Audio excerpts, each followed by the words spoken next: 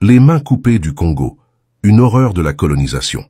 Les mains coupées du Congo sont restées le symbole de la démesure de la violence exercée sous l'égide de Léopold II, roi des Belges, au Congo, dont il est propriétaire, pour exploiter les ressources naturelles du pays à son profit.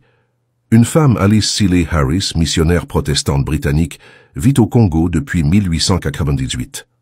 Un dimanche, son boy lui présente un homme, Nsala, qui lui montre, emballé dans une feuille de bananier, la main et le pied de sa petite fille.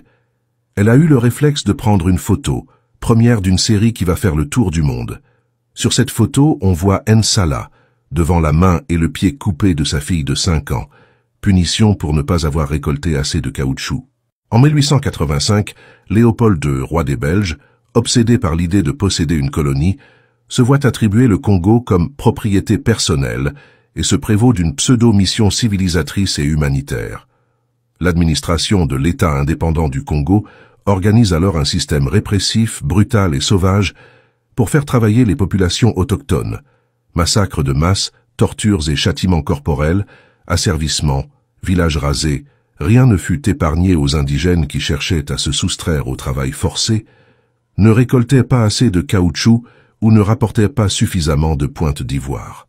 La punition la plus répandue était la section de la main. Si les villages ne rendaient pas la quantité de caoutchouc dont on avait besoin, on prenait les hommes mâles adultes et on leur coupait la main.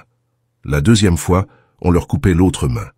Si la famille continuait à ne pas donner le caoutchouc, on la tuait. Peu avant sa mort, Léopold II a brûlé toutes les archives belges qui pouvaient le compromettre. Certains documents sont restés secret défense jusque dans les années 1980.